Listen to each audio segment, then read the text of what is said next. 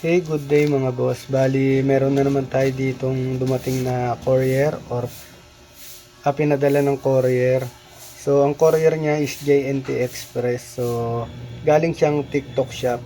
Bali, nakalimutan na namin yung in-order namin. So, magiging unboxing surprise na lang siya. So, i-open na natin. Ayan na. So, mga boss, bali, ang in-orderan namin dito is taga Bacoor. Ang sender niya. Ang pangalan ng shop niya, check natin kung nandito. So, wala naman. Bacoor, Cavite lang yung naka-address. Tapos dito sa amin, dineliver.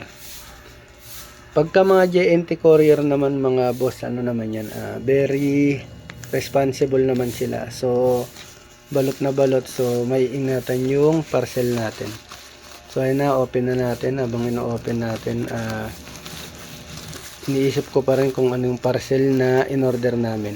So, open muna natin.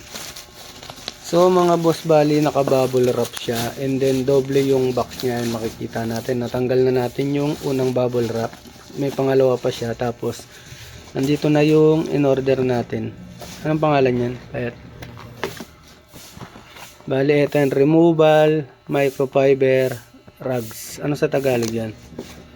I-open na lang natin para makita natin. So, ayan, basahan. Check muna natin kung okay ba siya. Galing yan sa TikTok shop mga boss. Magkano bili natin dyan? Malimutan nyo na. So, 20 pieces per box siya. Ayan na. I-check na natin. Basahan yan. Ayan. Bali, yung basahan niya mga boss, maganda siya. Kasi parang malakas makahigop ng tubig to. Tapos madaling makalinis. So ayun lang, okay naman yung ano natin, yung in-order natin. So kompleto, 3 boxes. And then per box is 20 pieces. So ayun lang mga boss, palagi tayo mag-iingat.